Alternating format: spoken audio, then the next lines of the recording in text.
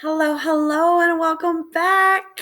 I am so excited you're here, and I cannot wait to get started on our next set of chapters for Almost Home. We are so close to finishing this book.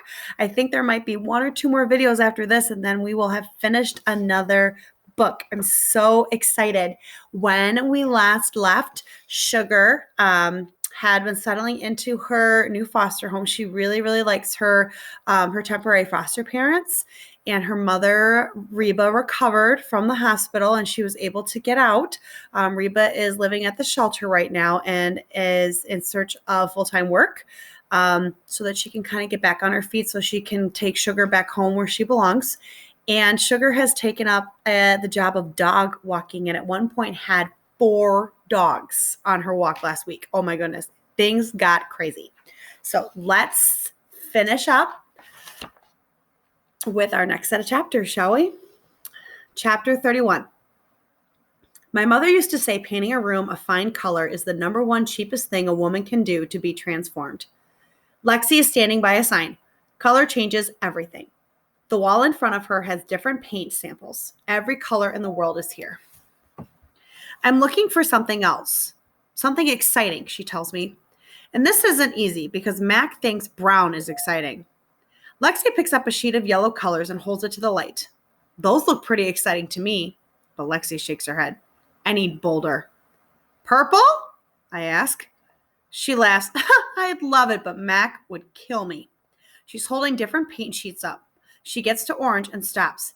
I love this. Tangerine mist. Wouldn't Mac kill you for that? He'd only think about it. I'm getting a sample. Have you ever painted a room? I've painted a porch and a door. Then you're not an amateur. I'm standing by the blues. There are so many blues. I had a blue bedroom once. I'd love a house where each room is a different bright color. I'd have a cobalt blue hallway. The minute people walk in, they'd feel the electricity. You can take some paint cards if you want to, Lexi tells me. They're free. I grab blues, greens, and purples. Peacock colors. King Cole gave me a peacock feather once, but I lost it after we got kicked out of our house. He told me a peacock has about 200 feathers. I said, no wonder they're so proud. I'm not even sure they're as proud as much as they know it, and they've been Wow, let me start over again. I'm not sure they're proud as much as they know what they've been giving, and they're not ashamed to show it. Here's what you've been given, I tell Shush. He's hiding under the table. I'm on my knees looking at him. See, you're cute beyond words. You're a very good hugger, and even though you had a hard time, you're still brave. Most of the time. I put a treat on the floor. If you want to come over, you can. Shush doesn't move. He's much braver around his dog friends. I push the treat closer. Shush sniffs the air. That's food, and you've got to go for it, you know? You can't just hide under the table. You've got people around you who want to help. Not every dog has that. Shush puts his head down and closes his eyes. There's a peacock in you, I mention. You know who would have loved this dog? It's Lexi lugging a ladder from the basement. My girl Tanya, she loved every animal God ever made. She'd bring dead birds in here and try to revive them. I help her with the ladder. We bring it to the little office. Tanya came to us after her father had been arrested. She was 13 years old. She stayed here for 7 months. I didn't know kids could stay here that long. Oh, yes, but she ran away, snuck out in the middle of the night. I didn't see it coming. If I had, Lexi hands me a piece of sandpaper. So sad. Everything on this earth was against Tanya. Her dad was in jail. Her mom didn't want her. She hated herself, and she was on and off drugs. We did everything we could. Mac is standing at the door. Lexi shakes her head. We missed the signs. We could have kept her safe. I just needed to work with her a little longer. Mac shakes his head. Tanya didn't want to be safe, babe. She didn't know she could be safe, Mac. Why can't you get that? Shush trots up to Lexi and sits by her feet. He can tell when people are hurting. He whines a little. She bends down, grinning. You are one special dog, you know that? Yeah, he knows that. Shush wags his stump of a tail and sticks out his pink tongue. Lexi puts her hands on her hips and looks around the room. We're going to make a bold statement in here. She starts covering the furniture with plastic. I look at the sandpaper. What do I do with this? You rub, honey. You rub out all the imperfections in that wall and get it ready for a brand new life. There are a lot of dents in this wall. Take it one dent at a time, she says, and I start rubbing. I'm on my knees, getting to it. I like the feel of sandpaper in my hand. I like how it feels to smooth things out. It turns out I'm a good rubber. It's a natural gift I have. Shush comes over and sniffs the wall. Do you see how quick things can be kept better? I tell him. We rub, and Lexy tells me about when she and her mom and her sister had to sleep in their car in the park. We did it for 2 months, so I know, sugar. I know about being on the street. My grades went south, and I just about died from all the stress. I got a high fever of 104 and ended up in the ER. She laughs. That fever didn't want to go either, but it was the best thing that could have happened. Was she kidding? Why? I met Dr. Hester. He'd come in to visit me in my hospital room, and we'd get to talking. He told me, Lexy, you've got the stuff to have a good life. I told him he was crazy. He said, I was forced in my class at Cornell Medical School, and I know what I'm talking about. He said I had strengths that I didn't see. I was a good communicator, I was good with people, and I had a warm way about me. Well, you really do, I tell her. I'm betting you're not going to be a statistic, he told me. You know how to survive. Do better than that. Go out there and thrive. She goes after a big scratch with the sandpaper. That's what I want to do, I say, just in case it sounds dumb.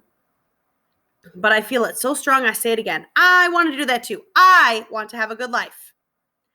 Lexy is standing on a ladder, rubbing. Now, I don't have a degree from Cornell, but I've got one in street smarts, and I can tell you, sugar, you're the finest girl we've had through here yet. Thank you, I whisper. I rub even harder. Don't put a hole through the wall. Sorry, I grin. There are dents that need something called spackle, which is like paste that fills in cracks. Lexy shows me how to put the spackle in. I smooth it out. When do we paint, Lexy? Oh, no, not yet. It's got to dry. I'm wondering about Tanya, where she is now. So I ask.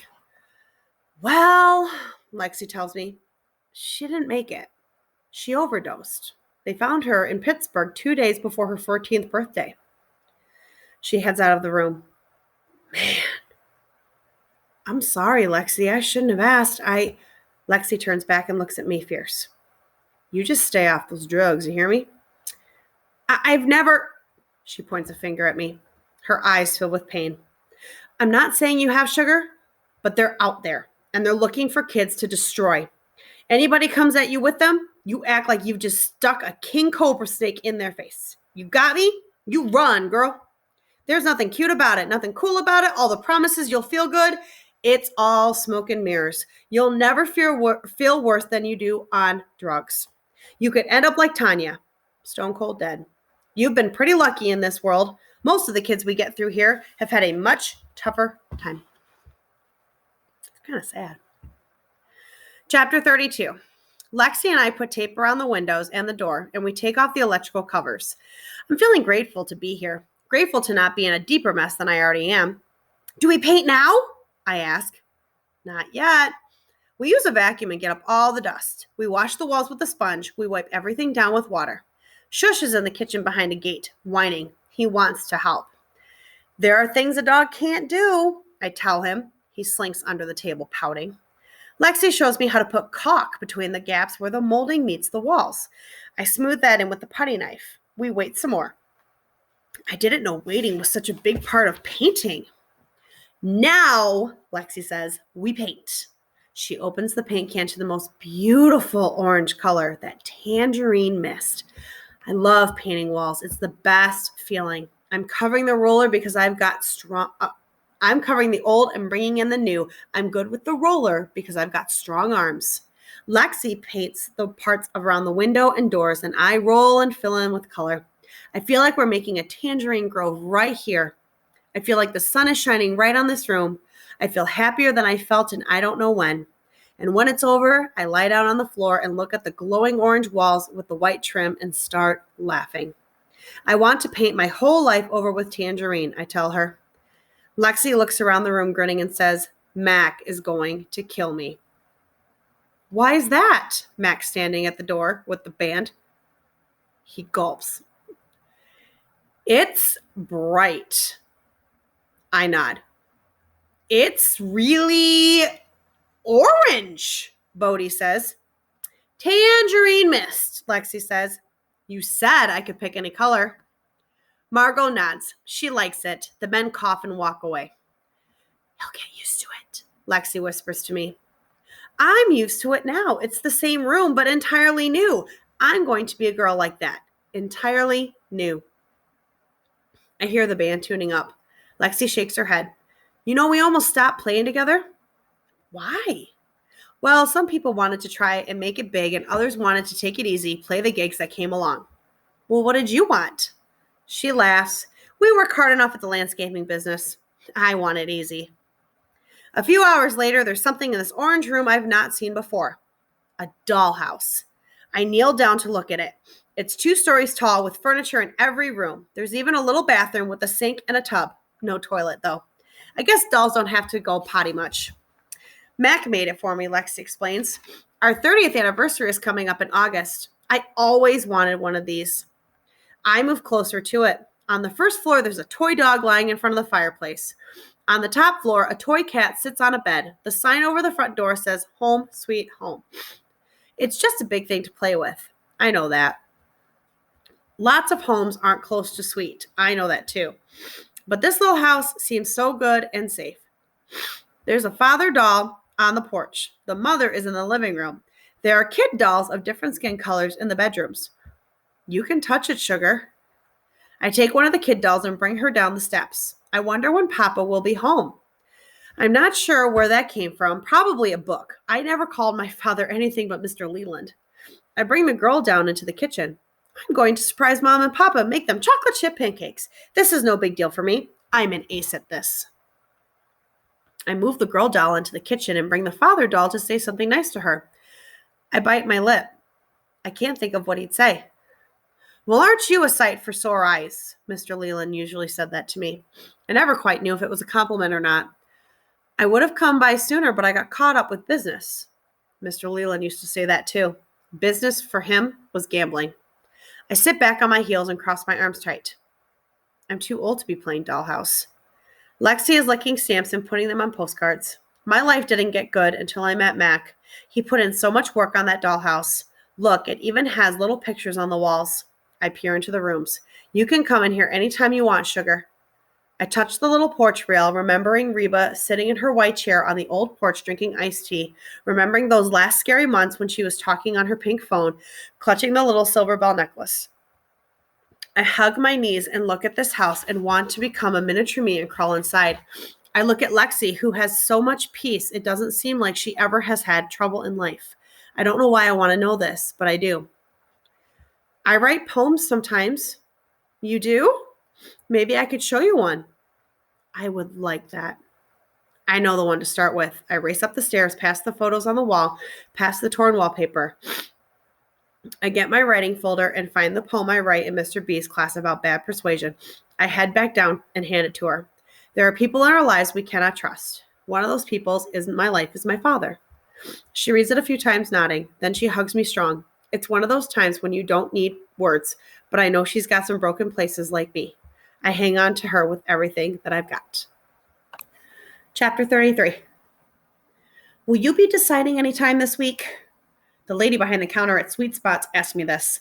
I feel instantly stupid.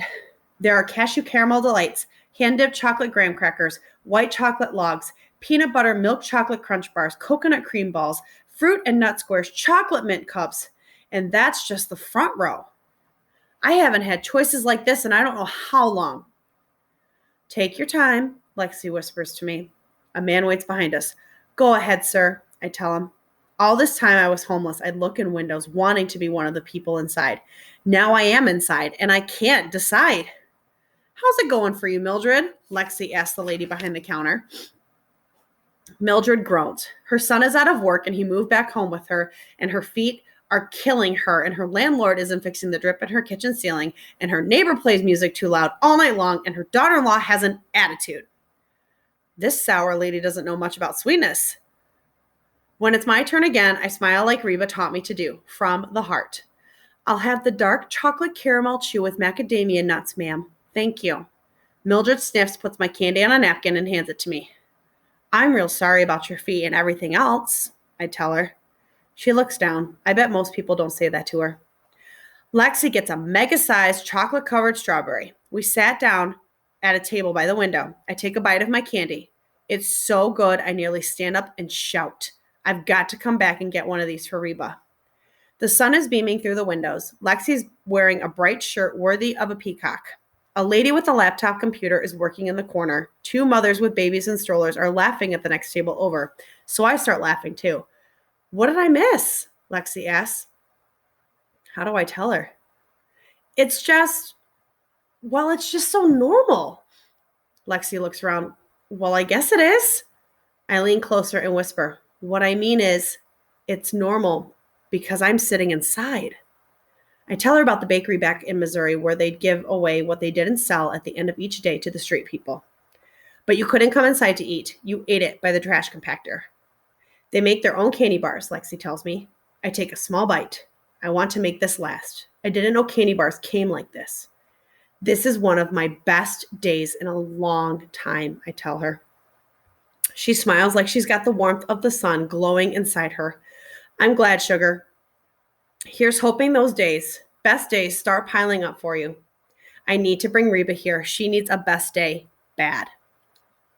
If I ever come into money, Reba tells Shush, this is the kind of house I want, with the wraparound porch and the double front doors. She holds the copy of Southern Living out and Shush sniffs it. Heavens, look at the garden! Shush looks and wags his tail. Reba turns the pages, lost in her dreams. Can you imagine this porch done all up in green? She grins and scratches Shush under the chin. And we could have little cakes out here and drink iced tea. You're a fine little gentleman. Yes, you are, she whispers. The houses I'm cleaning now, the people aren't keeping them in the shape like they should. People have lost the sense of tradition. But you and me, we're not going to lose it. Shush climbs into Reba's lap as she reads to him about how to make whoopie pies. Now you need real butter and you need to make sure it's soft. Lexy walks in with chocolate chip cookies she brought at the sweet spot.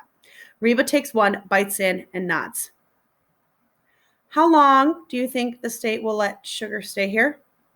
I'm just curious, Reba asks. I don't like that question. Lexy bites her lip. It's kind of hard to say. Reba flips the page. I was just thinking that since some things are going so well for me, she doesn't finish that sentence. They haven't been going well for a long time. Reba looks at Lexy and smiles a fake smile. I know you don't have children of your own. I know you're very close to my daughter. Whoa, Reba. Lexy's face gets tight. She sits down. You have a fine girl here, Reba, and Mac and I are happy to have her stay with us for as long as, sometimes I wonder, do you want Sugar and me to be able to live with one another? I marched up to her. What are you saying? Shush isn't used to me shouting. He looks scared and confused. She's gone all out Southern now. I'm merely asking a general question about propriety and this system and how I can best understand it. The goal in all this is, Lexy says slowly, is to reunite parents and children when it is best. Reba puts Shush on the floor. And who decides that? I break in. Dana Wood. You know that, Reba. She smiles sweetly. And maybe a judge. That's right, Lexy adds. Well, I best be going. She taps the Southern Living with her finger, gives Shush a hug, gives me one too. I don't like how I'm feeling. It's like something came into this room and left a bad smell. Lexy marches back to the kitchen carrying the cookies. I'm sorry she said those things, Lexy. She shouldn't have. It's all right, Lexy says. No, it's not. If we were near a lake, I think there'd be ripples on the water. All right, friends, I'm going to stop here for today. Stay tuned. I think it's going to be 2 more videos and then we will be done. So stay tuned.